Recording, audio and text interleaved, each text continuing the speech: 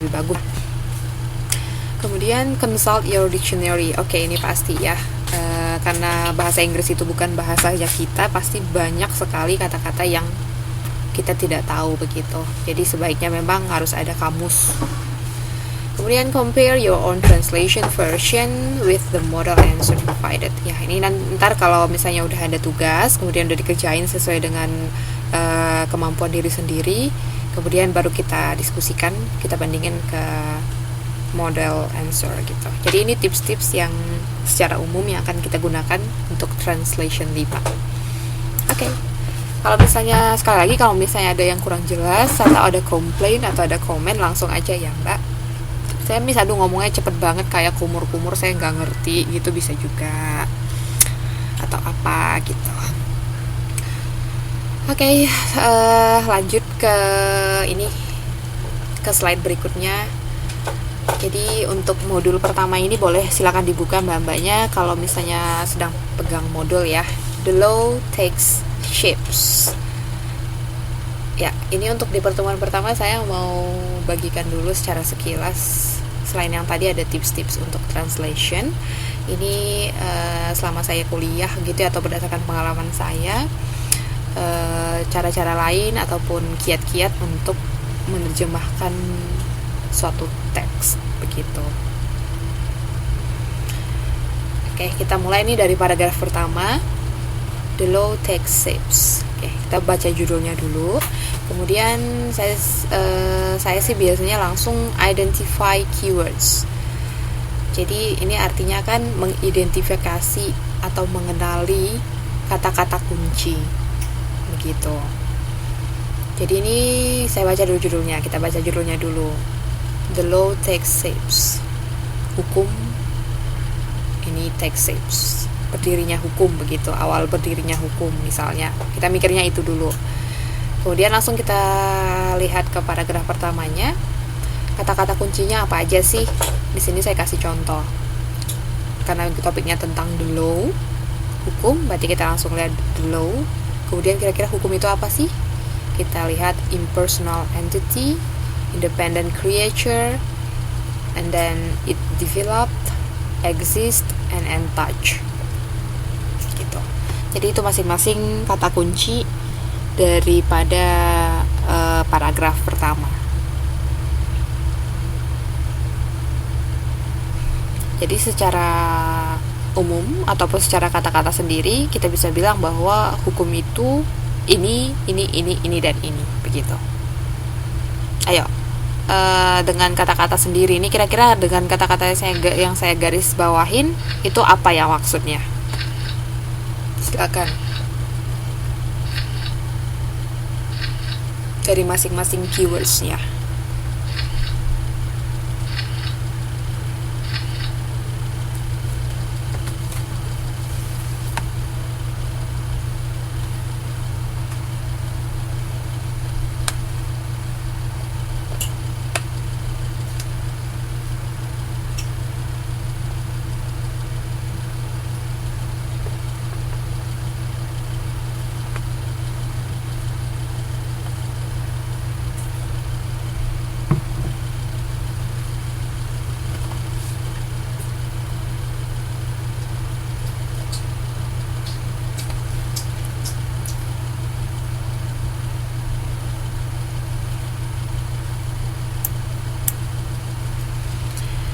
Ini idea, ada yang berikan pendapat?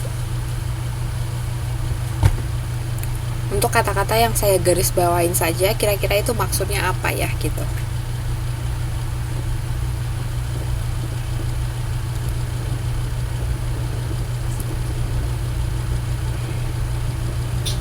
Yo, Mbak Sumarti sepertinya belum memberikan pendapat.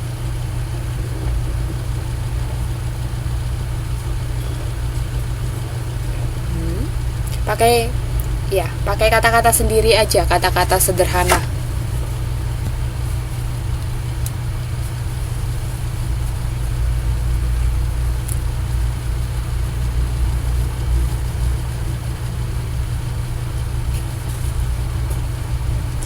Pertanyaannya adalah Ini kan identify keywords. Artinya kita harus halo, halo. Apakah jelas suara saya? Oke ya. Jadi saya ulang, identify keywords.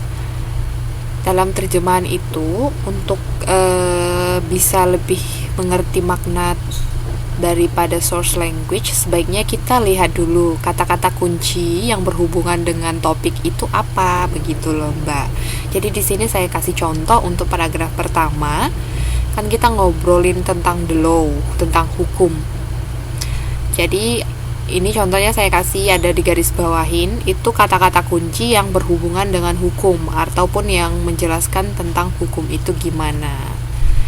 Jadi pertanyaan saya, tolong mbak-mbaknya bisa berikan pendapat nggak? Ini kalau diartikan atau ditranslate dengan bahasa sendiri, apa ya maksudnya?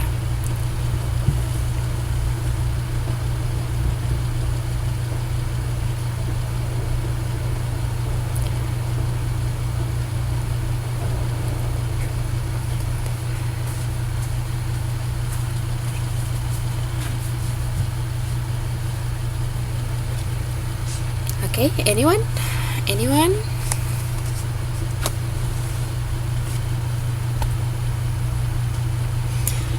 Oke, pengertian Mbak Fitri. Topik pengertian tentang hukum adalah impersonal entity.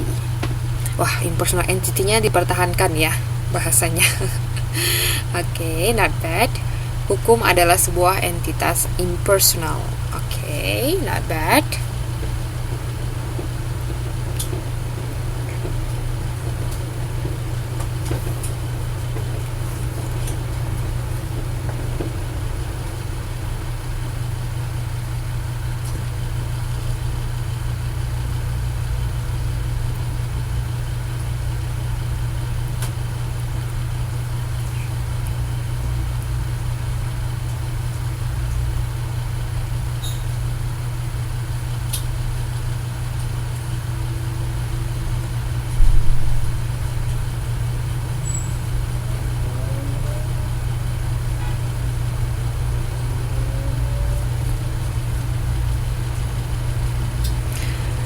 Oke, mungkin yang lain masih mikir atau gimana gitu ya. Jadi kalau secara sederhananya, lawyers often pretend that the law is an impersonal entity, an independent creature which has developed and now exists, untouched by human hand. Jadi kalau dengan bahasa saya sendiri nih, saya akan bilang hukum itu adalah entity itu seperti apa ya? Seperti pendapat yang impersonal, artinya pendapat yang didasarkan oleh pengetahuan manusia. Kemudian independent creature, artinya pendapat itu bersifat independen, bersifat bebas, tidak terikat dengan suatu badan-badan tertentu begitu. Kemudian dia itu berkembang, mengalami perkembangan sesuai dengan zaman begitu. Kemudian dia itu sekarang ada tetapi tidak tersentuh ataupun tidak tidak tersentuh ataupun tidak apa ya istilahnya, saya kehilangan kata-kata, tidak tersentuh ataupun tidak dapat disalahgunakan secara sembarangan oleh manusia begitu. Makanya ada hukum yang tertulis. Kalau secara sederhananya bahasanya seperti itu. Jadi itu akan memudahkan kita untuk mengetahui. Jadi ini kira-kira paragraf ini berbicara tentang apa begitu. Jadi yang pertama kita lakukan itu kita identify dulu keywords-nya. Kata-kata kunci di setiap paragraf itu apa, kemudian kita hubungkan ke sentence per sentence gitu. Satu kalimat dengan kalimat yang lainnya. Saya nih lanjut. But that is the law, they will say, shrugging their shoulders or throwing up their hands to indicate how helpless mere man is in dealing with this living being which dictates the rules governing our relationship with each other.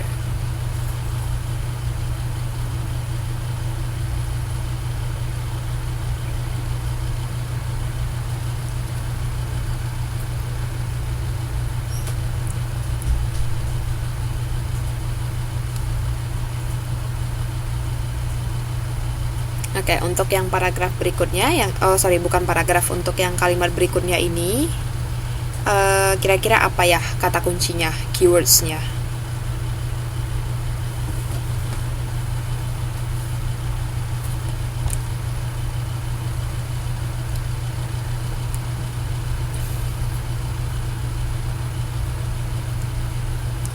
Halo, ayo. Aduh, belum ada yang ketiduran nih kan ya.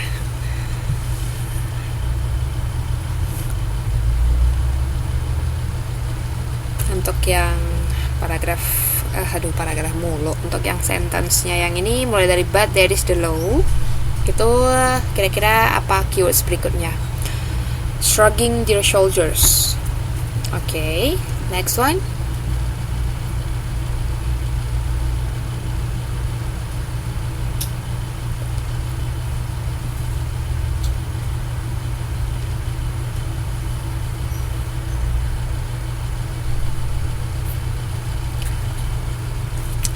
Ya, saya ulang ya pertanyaannya. Untuk yang di kalimat berikutnya ini, but that is the law, they will say, shrugging their shoulders or throwing up their hands, dan seterusnya itu, adakah kata-kata kunci lainnya? Kalau ada tolong disebutin gitu ya, disebutin di info.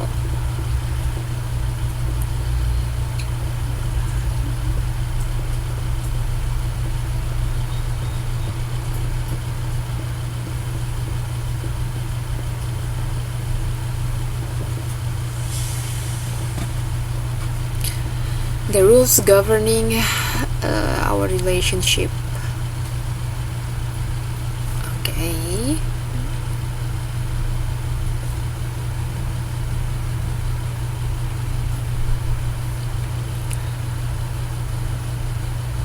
Ya, kalau untuk di kalimat-kalimat berikutnya ini sebenarnya sudah merupakan kalimat-kalimat pendukung untuk menjelaskan tentang the law ini. Jadi kalau misalnya pernah ingat belajar bahasa Indonesia kan ya, dalam satu paragraf itu terdapat satu topik utama ataupun satu kalimat utama. Jadi di sini topik utamanya itu adalah menjelaskan tentang the law itu apa sih, dan sifat-sifatnya hukum itu apa, yaitu ini impersonal entity, independent, develop, exist, dan untouched, begitu. Kalau di kalimat-kalimat berikutnya ini sudah menjelaskan tentang hukum itu apa, begitu, tapi secara umum. Oke. Bisa Mbak atau any question?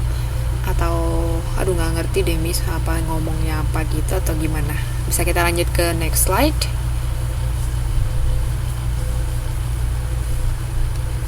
Jadi ini poinnya ini dulu, identify keywords ini udah mengerti kan maksudnya. Kalau misalnya dalam menerjemahkan itu, sebaiknya kita mengenali kata-kata kuncinya dulu yang menjelaskan topik utama dari setiap paragraf. Bisa? Halo.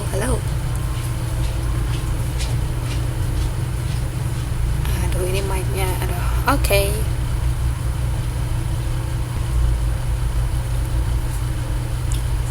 Kalau misalnya ntar ada yang belum gitu, kita bisa balik lagi kok ya. Ini kita lanjut dulu. Next slide.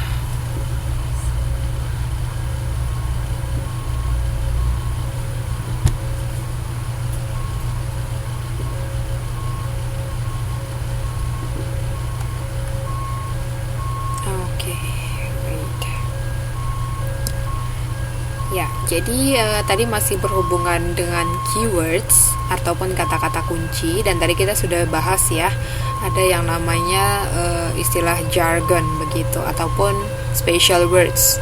Special words itu adalah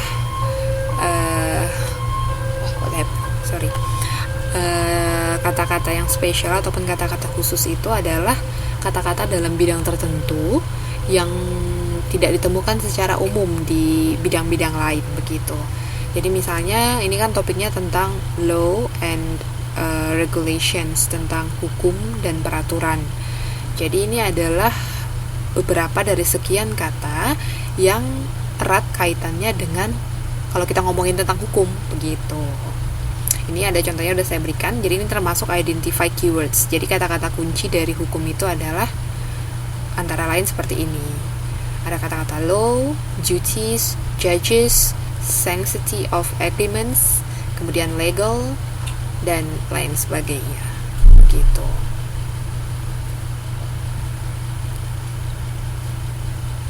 Jadi ini masih berkaitan dengan topik yang tadi. Oke, kita lanjut dulu. Setelah identify keywords, artinya kita udah kenal kata-kata kuncinya. Sekarang lanjut ke next step. Langkah berikutnya itu adalah key point.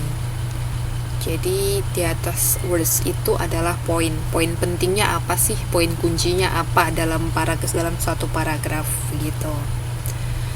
Ini udah saya sediakan contoh juga. Nothing is further, ini sepertinya paragraf ketiga, jadi boleh dicek di modul masing-masing.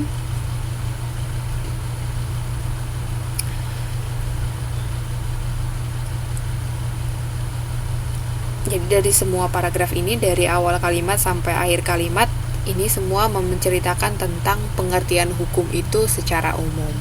Jadi ini saya udah underline.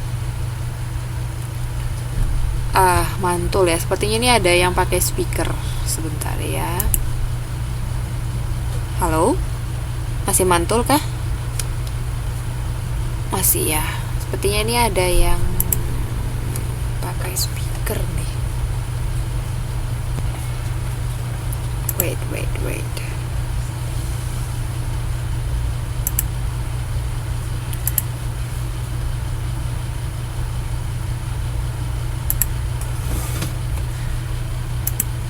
Suaranya kecil,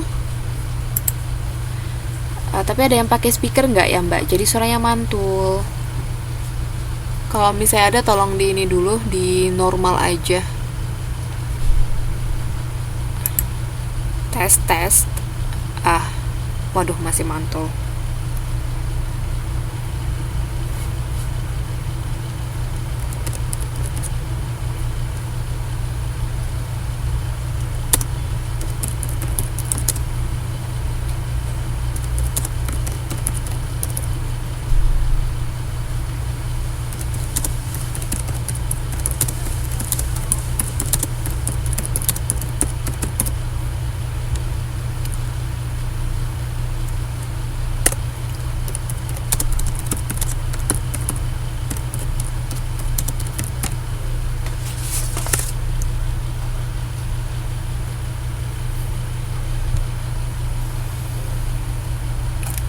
Tes.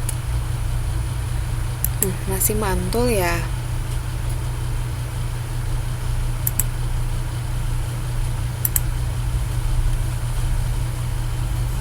Nggak apa-apa ya. Bentar ya, coba saya mute dulu semuanya.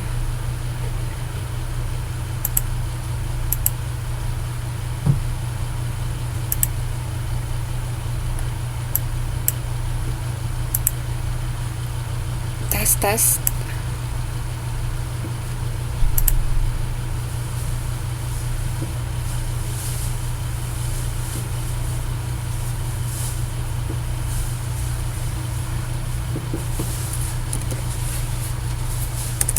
Halo, tes. Dengar suara saya enggak ya?